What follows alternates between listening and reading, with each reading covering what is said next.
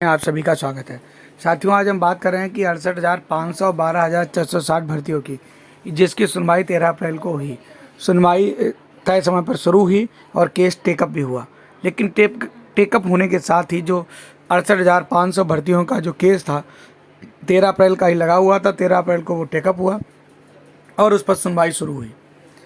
लेकिन जैसे ही जो हमारे याचिकाकर्ताओं के जो वकील थे उन्होंने सुनवाई शुरू की, लेकिन जब सरकार की बारी आई तो सरकार के वकील ने आके साफ साफ कह दिया कि उनके जो वकील हैं उन्होंने अपना इस्तीफ़ा दे दिया है, इसलिए आगे की डेट दी जाए।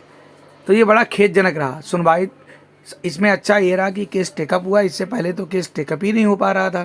केस टेकअप हुआ तो जज ने उसको सुना और ये बात सामने आई कि जो सरकार की तरफ से जो वकील उसकी पैरवी कर रहे हैं उनका क्या है कि वो इस समय उन्होंने इस्तीफ़ा दे दिया है, इस कारण वो सीट वैकेंट है। तो सरकार के दूसरे वकील थे, उन्होंने कहा कि जब वो सीट भर जाएगी, जब दूसरे जज उनकी वकील की नियुक्ति हो जाएगी, उसके बाद ही हम उसका जवाब दे पाएंगे। तो इस पर जज ने एक अगली तारीख लगा दी और ये कहा कि अगली तारीख इसको दी जाती है और अगली तारीख तक पूरी प्रक्रिया से सरकार जो है अपना वकील नियुक्त करके मुझे अवगत कराए। अब हम बात करते हैं 12,460 भर्तियों की। इसकी भी डेट 13 अप्रैल को ही लगी हुई थी। इसकी जब डेट लगी थी तो इस डेट में भी यही सब था कि जैसे ही केस टेकअप हुआ फिर से वही बात आ गई।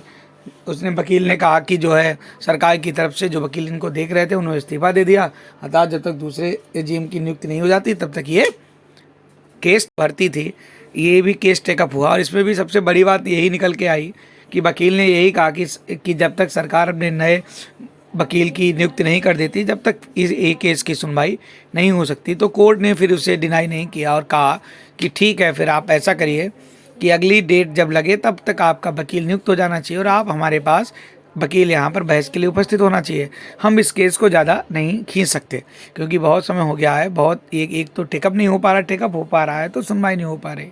इससे साफ साफ जाहिर होता है कि जो सरकार है वो 68,500 12,460 भर्तियों की जो केस है इसको लंबा खींचना चाहते हो, उस पर अपना निर्णय मतलब अपनी तरफ से कुछ सकारात्मक सोच नहीं दिखा पा रही है। तो बिल्कुल भी सरकार की सकारात्मक सोच नहीं है। सरकार चाहती तो दूसरे वकील को नियुक्त कर सकती थी और अपनी बात रख सकती थी, लेकिन उसने बहाना बनाया और बहाना बनाकर अगली डेट लेने में कामयाब हो गई। सबसे सुखद बात यह रही कि जज ने केस को सुना और केस टेकअप हुआ। इससे पहले तो केस टेकअप ही नहीं हो पा रहा था। केस टेकअप हुआ, सुनवाई हुई, जज भी जो चीज़ें थी उनसे कुछ सहमत दिखे, लेकिन जब तक बहस नहीं होगी, फाइनल परिणाम नहीं आएगा, तब तक उसका परिणाम रिजल्ट नहीं आ सकता। तो बिल्कुल भी परेशान होने की अभी ज़रूरत नहीं है, ना ही हताश होना है। न रहो निराश करो मन को, आशा लगी रहती है। जब तक सांस है तब तक आस है, मतलब जब तक ये केस चलता रहेगा तब तक आशा बनी रहेगी। लेकिन आप इस केस के अलावा भी अपनी भर्तियों की तैयारी करती रहें। यूपी हो चुका है, कभी भी सुपर टेट की नोटिफिकेशन जारी हो सकता है और इस 68,500 12,460 में अगली जो भी अपडेट होगी मैं आपके सामने तुरंत लेकर आऊँगा। तब तक के लिए मेरा चैनल सब्सक्राइब करें और अंत तक वीडियो देखने के लिए आप सभी का बहुत बहुत धन्यवाद।